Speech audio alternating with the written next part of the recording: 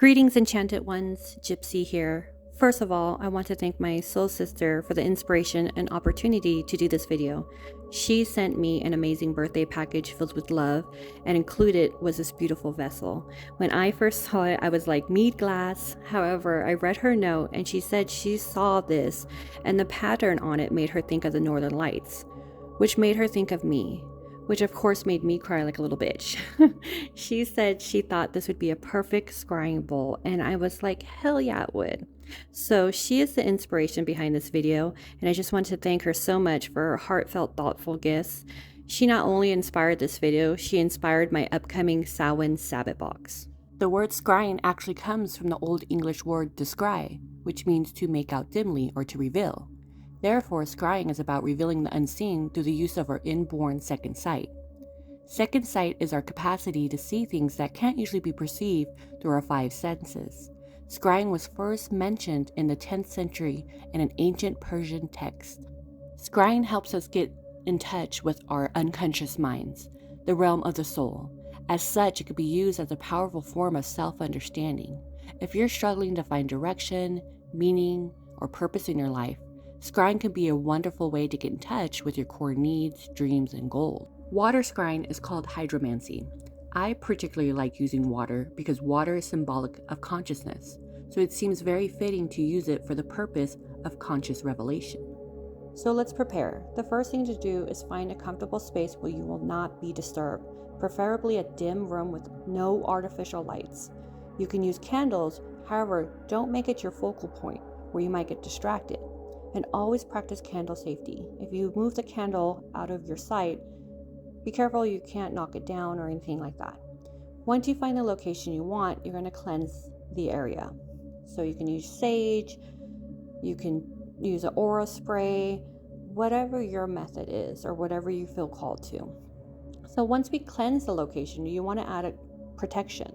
So casting a circle, protective talismans, or crystals such as obsidian, whatever feels right to you. Once we find and prepare and protect our location, you want to prepare yourself. You can do this by taking a ritual bath. You can cleanse yourself with sage. You want to come to this ritual very light, if that makes sense, so you can be open to receive messages. Once we do that, you also want to protect yourself. So think about wearing protective talismans, obsidian, crystals that are for protection, because when you open yourself to receive, some bad stuff can get in too. So we want to make sure we're protected. Now once we do that, we're going to prepare our vessel. The vessel should be cleansed as well. And then you're going to tell your vessels the intention. What is the intention of this ritual today? What do you want to receive? What messages? Is there anything specific? Or are you just open to all messages? So once we do that, we're going to find a substance. You can use regular water. You can use moon water. What I'm using is black water, and it's a spring water that has been infused with fulvic acid. This creates a very alkaline, black colored water. Now, fulvic acid promotes mental clarity and focus, making it easier to transcend the everyday distractions of life during meditation. This enhanced focus can deepen your meditation and scrying experiences, allowing you to access higher states of consciousness. So you can purchase this at any health store. You're going to tell the water what's its intention. So you want to receive messages. What messages do you want to receive, or are you open? So you kind of just tell the water what is your intention. The same thing you're doing with the bowl. Now you can do this in different ways. You can tell the vessel and the water, I want ABC.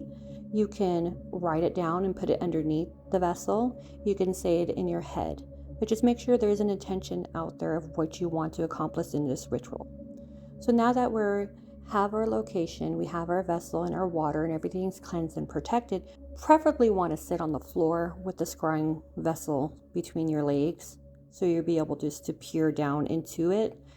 But whatever's more comfortable for you, just do you. Make sure that you're focusing on the vessel and that there's no reflections in that black water that you're going to see. So things in the room, you want to just be able to see a black surface.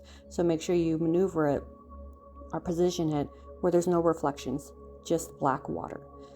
In order to scry, your eyes need to be relaxed. You may also like to seat yourself in a comfortable position. as sometimes scrying can take a while. Be patient, often it takes many tries to master scrying. As you gaze into the water, let your eyes soften. Relax your entire face from your mouth to your ears. Breathe deeply from your stomach.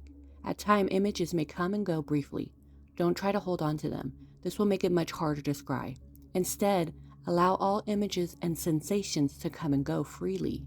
The goal is to become a passive observer rather than an active participant.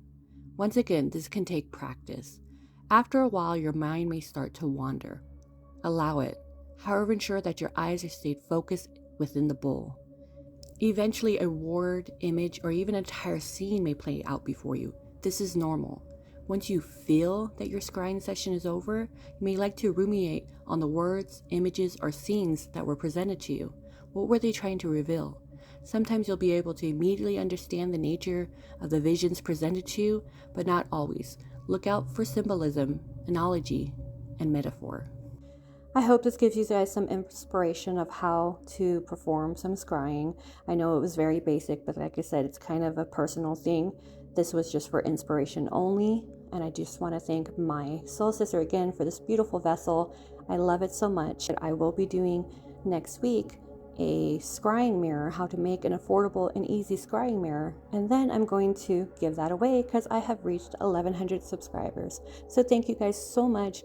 I appreciate everything. If you have any questions or anything you want to know, let me know down below. So the next time I see you guys, skål.